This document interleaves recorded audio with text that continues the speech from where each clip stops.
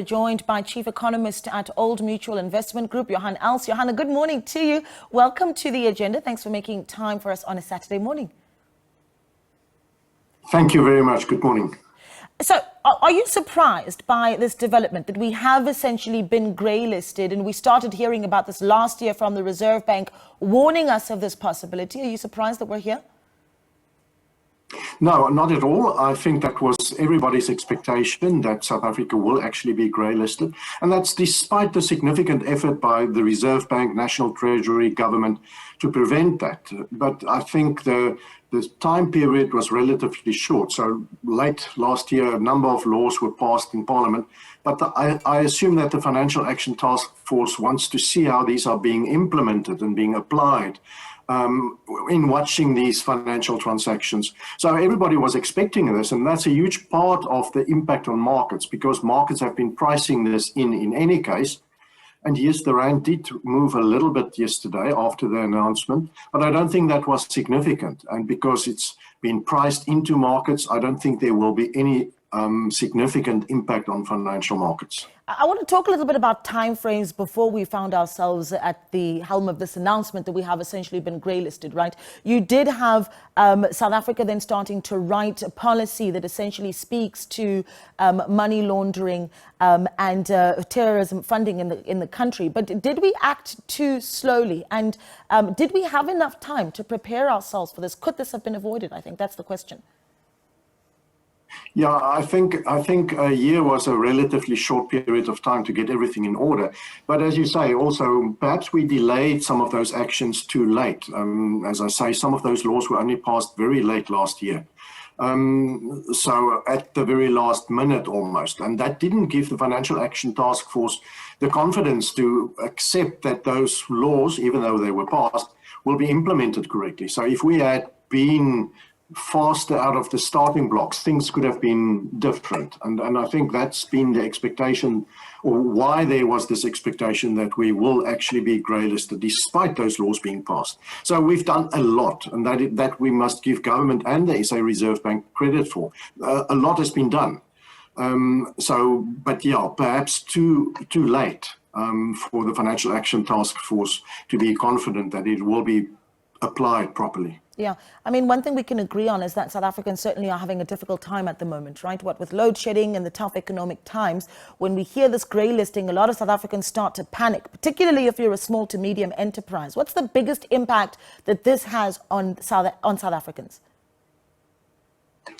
I don't think there will be a significant impact, apart from, of course, slightly more difficult administrative processes if you do any kind of international transactions, whether you import or export, and financial transactions, etc. So there'll be more scrutiny on those transactions. So it might take a little bit longer in getting these transactions through. And those transactions might also be a little bit more expensive. So due diligence will become more important. But the Reserve Bank is doing a lot in watching these transactions in any case.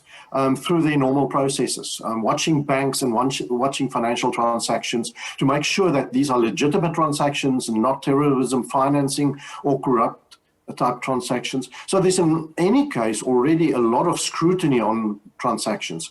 And what I'm saying is that it might just be a little bit more onerous in terms of getting these transactions through. Yeah. But that brings us to you and me, the man in the street. I doubt very much that there will be any impact on us at all. Last year we had lots of scare stories in terms of interest rates screaming upwards because the rand will absolutely collapse and the Reserve Bank will be fearful of a lot higher inflation numbers in South Africa, that the economy will collapse. None of that will happen. So rest assured, these are, because South Africa has done so much, because it's been priced into the markets, I don't think there will be any impact on you and me as ordinary consumers. Okay, well, that's a relief to hear. And then is there a trickle-down effect that leads to how rating agencies start to see our economy as well? Yes, ratings agencies, of course, these are one of those things that they keep an eye on. But again, I assume that because we've done so much and because that commitment is there to get us out of this greylisting as soon as possible. So government, Treasury, Reserve Bank will absolutely tighten up on these watchfulness in terms of these transactions in any case. So ratings agencies will assume that we are doing a lot. And I think for ratings agencies, the bulk of their attention is on the fiscal situation. We've just had the national budget, and that fiscal consolidation, in other words, getting the deficit lower and lower over time so that we can reduce our debt to GDP ratio. I think those are the most important things for ratings agencies to watch. So I do believe that, we're in a period where ratings will actually gradually start to improve. In other words, I don't expect any negative ratings action as a result of this grey listing. Yeah, I want to talk a little bit about other examples that we've seen with countries that have been through grey listing and come out of the other side, right? What the lessons have been that we can take from some of those countries, some of those that come to mind. One of them, of course, being Mauritius, so we can talk a little bit about that example if you'd like to. But also, whether or not you have confidence that South Africa can come out of this grey listing. The legislation is in place, but can we come out on the other side within the timeframes that have been set? Absolutely, and I think the first thing is the will of Government, Treasury, Reserve Bank. Nobody wants to be grey listed. So once we are, nobody wants to be grey listed for a long period of time. So I know people at Treasury, I know the Reserve Bank, I know this resolve is very strong to do the utmost to get us out of this grey listing as soon as possible. You mentioned Mauritius, they were out one of the shortest periods within a year. I think in South Africa's case as well, we could be out of this within a year. It could be shorter than a year. Given the amount of stuff we've done already and given the resolve to get us out of this as quickly as possible. Yeah. So I at this moment in time, while I did assume we will be grey listed, I'm also assuming that we'll be out of this as quickly as possible, and within a year we'll be out of grey listing. Well, I wanted to mention though, go ahead, sorry. Sorry, if foreign investors, when they look at emerging economies, and of course they wouldn't like us being grey listed, but we still stand out in terms of our systems of financial sector, in terms of the structure of the economy, all the inherent strength of the economy, the judicial system, the Reserve Bank and Treasury's watchful eye over everything. So while the grey listing is a negative, they still view South Africa as standing out amongst the group of emerging markets that we're in.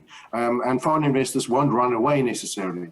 They'll be more watchful, they'll be more careful in terms of their investments in South Africa, but they do see that we have had some improvements and we do stand out amongst a group of emerging economies. So again, I don't think this is a situation of where it's all doom and gloom because of the grey listing.